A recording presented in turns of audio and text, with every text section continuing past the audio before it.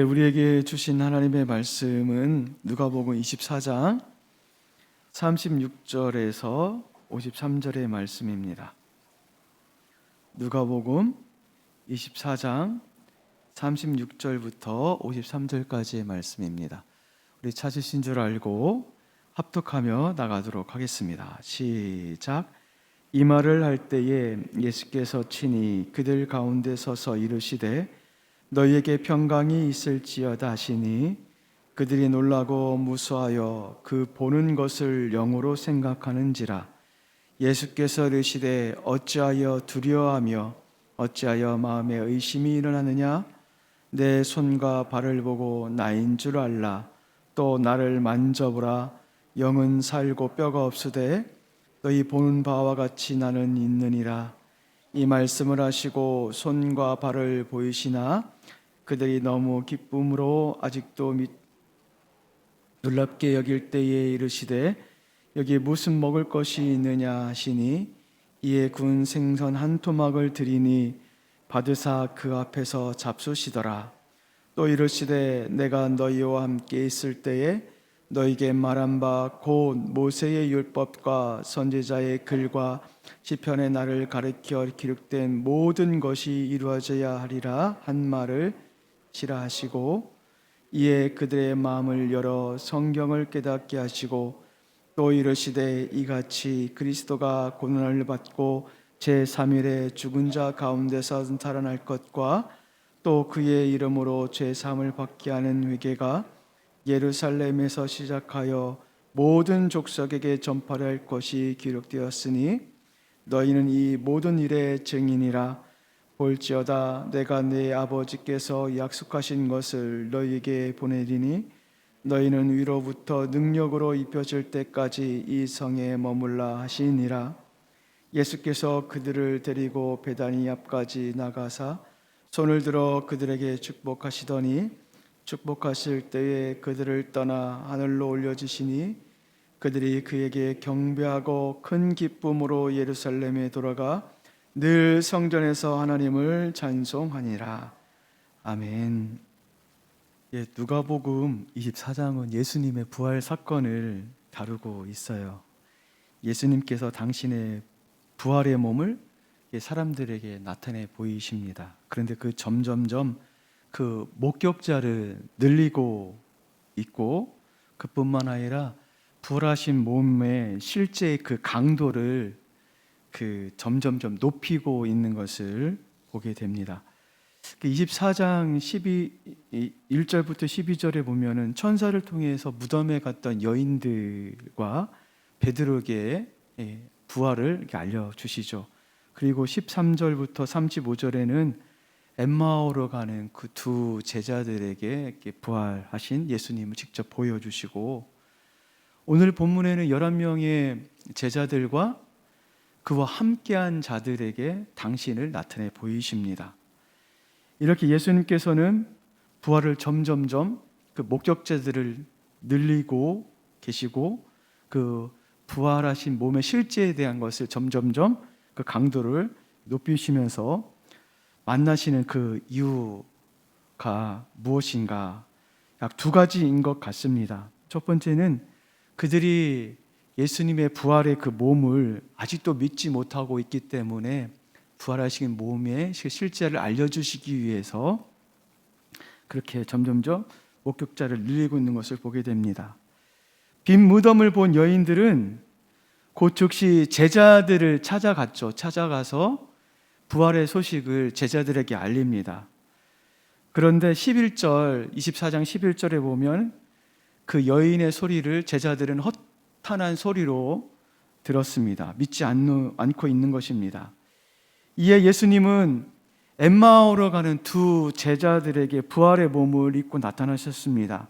그런데 그들 역시도 직접 예수님을 보고 예수님의 음성을 듣고 예수님과 동행하고 한 공간에 있었음에도 불구하고 예수님이신 것을 알지 못합니다. 이에 예수님께서 그들에게 뭐라고 말씀을 하십니까? 미련하고 선지자들의 말을 더디 믿는 자다라고 말씀을 하시죠. 그럼에도 예수님은 부활하신 당신을 알리셨고 이에 두 제자들이 그 예수님이신 것을 다시금 인정하면서 다시금 예루살렘으로 돌아온 것을 어제 본문을 통해 말씀을 하십니다. 그리고 이제는 예수님께서 예루살렘에 있는 11명의 제자들과 그와 함께 있는 자들에게 직접 나타나셔서 이렇게 예수님을 보이십니다. 오늘 본문 36절에 말씀을 하고 있습니다. 예수님은 평소와 같이 36절에 보니까 평강을 외치십니다. 이렇게 평강을 외치시는 이유는 예수님께서 돌아가시기 전 그리고 부활하신 몸이 동일하다는 것을 알려주는 것입니다. 그런데 예수님을 본 제자들의 반응이 어떠합니까? 37절에 보니까 무서워했다 그리고 놀랐다라고 말하고 있습니다. 왜 그럴까요? 예수님을 영으로 알고 있기 때문에 그렇습니다. 예수님을 보았지만 아직도 그들은 몸으로 부활하신 예수님을 깨닫지를 못하고 있습니다. 지금도 많은 사람들이 부활을 말하면 영이 부활한다고 생각을 합니다. 그래서 우리가 부활할 때 영으로 부활한다고 생각을 하고 있는데 영이 부활하는 것뿐만 아니라 우리의 육신도 부활을 하죠. 따라서 예수님은 영으로 부활한다고 생각하는 제자들에게 다시금 말씀을 하십니다. 다시금 알려주십니다. 49절에 보니까 당신의 손과 발을 보여주시죠. 그리고 그 손과 발을 만져보라고 하십니다. 이렇게 실제적으로 몸이 부활했다는 것을 예수님께서 알려주십니다. 뿐만 아니라 43절에 보면 구운 생선을 잡수셨다라고 말씀을 하고 있습니다. 우리 사랑하는 형제 자매 여러분, 부활은 실제입니다. 예수님께서는 3번씩이나 사람들에게 나타나셔서 당신의 부활의 실제에 대해서 말씀하셨고 그것을 알게 하셨습니다. 사랑하는 형제 자매 여러분, 부활은 주님께서 하신 말씀의 성취이죠. 부활은 이미 선지자들로부터 하신 그 말씀, 예수님께서 하신 그 말씀에 대해서 그 말씀이 성취되었다는 것을 알려주는 사건입니다. 따라서 예수님께서 하신 모든 말씀은 이미 하셨던 말씀뿐만 아니라 지금 하고 있는 모든 말씀은 성취될 말씀이라는 것을 우리에게 다시금 알려주고 있습니다. 그리고 부활은 예수님께서 하나님 되심을 보여주시는 사건입니다. 왜냐하면 부활을 믿는다는 것은 예수님을 하나님으로 믿는다는 것으로 인정하는 사건이기 때문에 그렇습니다. 그리고 부활은 예수님께서 생명이심을 보여주시는 사건입니다. 그러므로 그 예수님을 믿으면 우리에게도 생명이 있다는 것을 알려주십니다. 그리고 역시 우리에게도 부활 생명을 얻을 수 있다는 것을 알려주고 있습니다. 그러므로 바울은 고린도전서 15장에 이렇게 말씀을 하십니다. 15절 말씀에 그리스도께서 만일 다시 살아나지 못하셨다면 우리가 전파하는 것도 헛된 것이요 너희 믿음도 헛된 것이다. 그리고 그 다음 말씀에도 그렇게 말씀을 하고 계십니다. 그리스도께서 다시 살아나신 일이 없다면 너희 믿음도 헛된 것일 뿐만 아니라 너희가 여전히 죄 가운데 있다라고 말씀을 하고 있어요. 무엇을 지금 이 말씀하고 있는 거예요?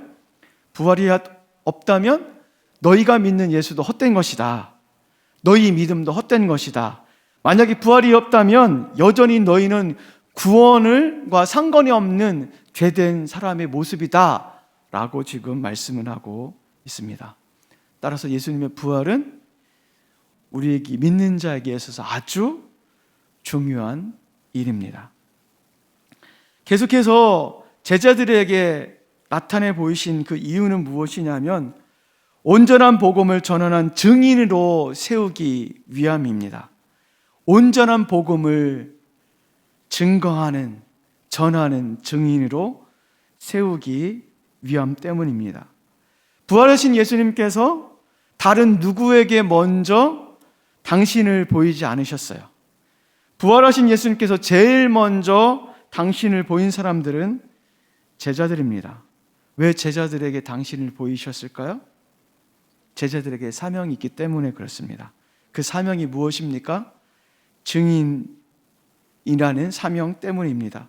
48절에 보니까 이렇게 말씀하시죠. 너희는 이 모든 일의 증인이라. 여기서 이 모든 일이라는 것은 예수님의 고난과 예수님의 부활을 말씀을 하고 있는 거예요. 이 모든 일의 증인이래요. 증인은 어떤 사람이에요? 그 오감을 통해, 우리의 모든 감각기관을 통해 그 예수님을 직접 보고 만지고 경험하고 체험한 자가 바로 증인입니다. 예수님께서 제자들에게 당신을 보이신 이유는 무엇이냐면 제자들에게 부활의 몸을 보여주시고 부활의 몸을 직접 경험케 하시고 부활의 몸이 어떤 몸인지를 직접 알려주시기 위해서 그렇습니다. 그래서 부활의 몸을 경험함으로 말미암아 부활의 주님을 증거케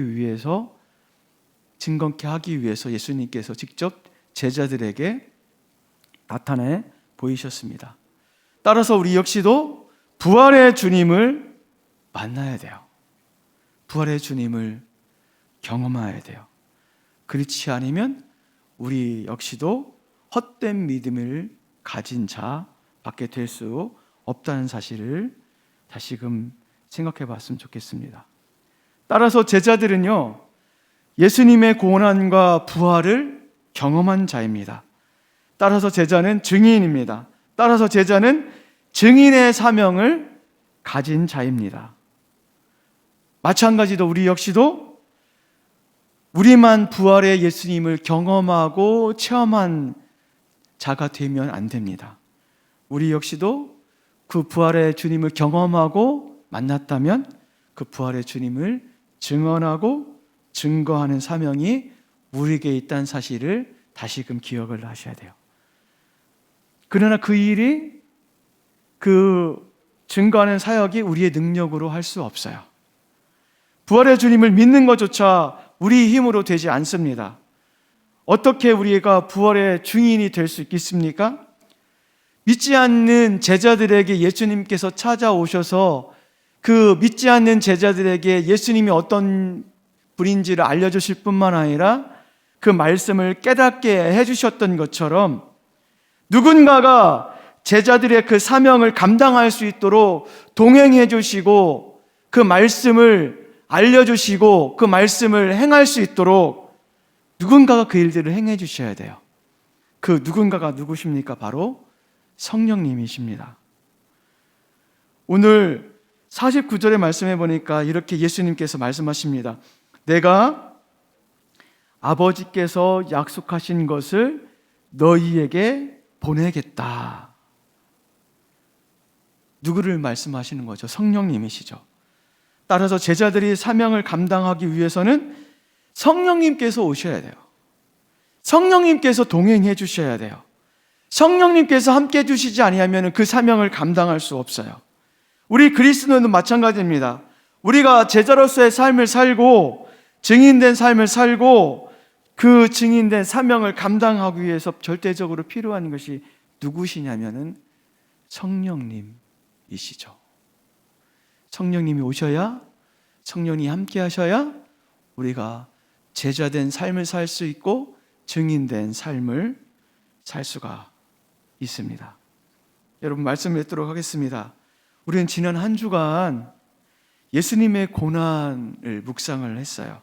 묵상하시면서 주님께서 우리를 위해서 그 살을 찢으셨고 우리를 위해서 그 피를 흘리셨다는 것을 우리가 아셨습니다.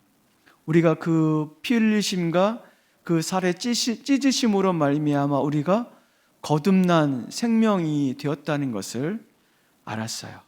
그리고 그 하나님의, 그 주님의 그 피와 살로 말미암아 우리가 다시금 새 생명을 얻었다는 것이 주님의 은혜이라는 것을 알았습니다. 이제 주님께서 부활을 하셨어요. 주님께서 부활하신 것이 우리에게 생명을 주시기에 위해서 부활하셨다는 사실을 우리가 다시금 알았습니다.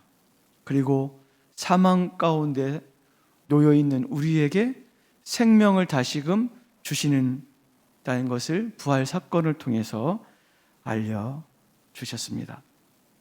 따라서 이제 우리가 해야 될 것은 무엇이냐면 그 성령을 힘입어서 증인된 삶을 사는 것입니다. 그렇기 때문에 우리에게 절실히 필요한 것은 무엇입니까? 성령님이 우리 가운데 오셔야 되고 성령 충만함이 우리 가운데 필요합니다. 우리 사랑하는 우리 지체 여러분, 우리 잠시 기도하는 그런 시간을 갖기를 원합니다. 기도하실 때 성령을 주옵소서. 성령을 주셔서 주님의 말씀을 깨닫게 하옵소서. 성령을 주셔서 주의 사명을 알게 하옵소서. 성령을 주셔서 증인된 삶을 살게 하옵소서. 성령을 주셔서 죄 많은 이 세상 가운데 빛으로 살게 하시고 승리케 하옵소서. 성령이여 동행해 주시고 성령의 충만함을 달라고 우리 다 함께 우리 주님 앞에 기도하며 나가는 그런 시간을 갖도록 하겠습니다. 하나님, 그렇습니다. 저희에게는 아버지 성령이 필요합니다. 성령님, 이 시간 가운데 와주셔서 우리 가운데 성령의 충만함을 주시고 성령으로 말미암아 아버지